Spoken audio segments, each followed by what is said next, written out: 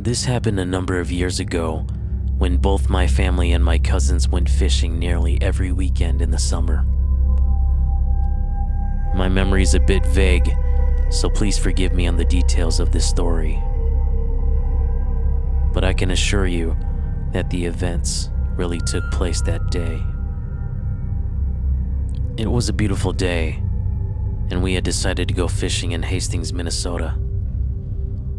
I don't remember the exact spot we chose to fish, but it was quite a distance into the forest where we set up a camp for my aunt and her boys to cook and rest. Us guys, meaning my cousin and I, along with my dad and uncle, went out further from the camp to go fishing. My aunt stayed back at the campsite along with her 2 infant boys to start the fire to prep lunch for the kids, while also awaiting for us to bring back some fish for her to cook. While fishing with the guys, we had a lot of fun. We got quite a few fish within the first hour, and so my dad told me to bring one of the buckets filled with the fish back to my aunt to prep.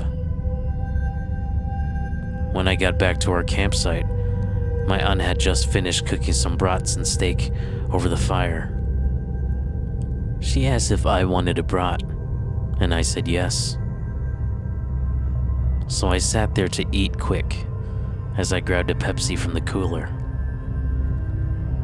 When I finished, my aunt had already had a fish cooking in the open fire. Being a kid at this time, I always found it cool to cook in an open fire, so I grabbed a stick and kinda poked fun at the flames. And then when the stick caught fire, I used it to burn the fish, thinking that I was actually helping to cook the fish a lot quicker. I know, dumb, right? But hey, I was just a kid then. But as I kept doing this, my aunt, who you could say was probably one of the most calm and collective persons you'd meet, all of a sudden, she snapped at me. "Can you stop that, please?" she said. It startled me a bit, and so I dropped the stick and quietly walked away, back onto the trail, headed back to where the guys were fishing. When I got back, I didn't mention anything to the guys. I just picked up my fishing pole and continued fishing. But in the back of my mind, I couldn't stop thinking about how my aunt just snapped at me the way that she did. It was off. I mean, at first it just startled me, but now I was starting to get a little scared. Something about the way she snapped, it just seemed dark and ominous. Because again, she is normally the sweetest speaking lady you would ever meet. The sun was soon to set, and we just about got our limit on fish for the day, and so we all headed back to the campsite together. When we arrived, my aunt had the fish, steak, brats, and rice ready. However, my aunt was inside her tent with her boys. My uncle told us to go ahead and start eating without him as he went inside the tent to check up on his family. As we ate, we overheard what sounded like my uncle comforting my aunt as she was possibly crying from what we could hear from a distance. A few minutes passed. My uncle then came out to join us. And while eating, he told my dad that the original plan was to camp for the night, but that they might just pack up after our meal and go home because my aunt wasn't feeling all too well. My dad said, well, if they aren't staying the night, then we may as well pack up and go home too. So we did just that.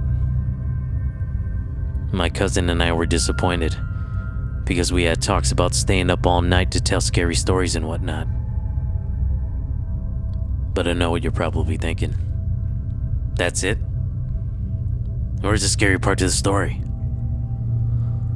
You see, well, the scary part comes later. Weeks later, to be exact. I was riding along in the car with my parents one day, and my mom said that she had been speaking to her aunt from our fishing trip recently, and had some pretty disturbing news to tell my dad. She said our aunt had experienced a dark presence that day that she cannot fully explain.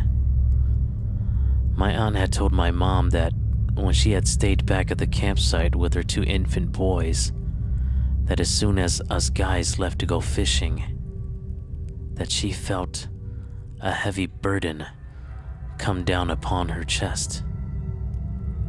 She began to feel as though she was in some form of a trance and just became extremely focused and somewhat fascinated with the sharpness of the knife that she used to prep our meal. As her 2 sons laid down asleep in the tent with the screen door open, she began to caress the blade of the knife as she slowly tilted her head from side to side with a slight smirk as she said, this is a sharp knife now, isn't it?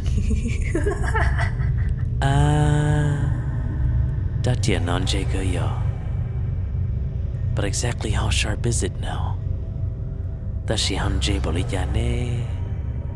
She felt and heard herself say these exact words, but then again had no control in speaking them as they came out of her own mouth. She then had a sudden urge to run over to the tent and stab her 2 boys to death to see how sharp the knife really was. But then, just like that, she snapped right back to reality, dropping the knife to the ground. This is when she started freaking out. She still managed to finish cooking, but had put out the fire as she went into the tent to attend her 2 boys right after. Not too long after, that's when me and the guys arrived back at the campsite. And well, you already know what happens after that, as I've stated earlier in the story. But I guess I'll never have a clear enough reason for you to believe me, nor the reason why it happened to her. Why was she possessed, and what or who possessed her? And when she snapped at me, was she already possessed at that point? Is this what caused such a nice person to all of a sudden snap out of nowhere? Or what if she had intentions on stabbing me at a certain point? I guess I'll never know, but it still scares the shit out of me thinking about it. And this forest in Hastings, Minnesota, was it really haunted? We sure as hell believe so. This was a strange occurrence, and I'm happy to say that I haven't gone back to go fishing there ever since.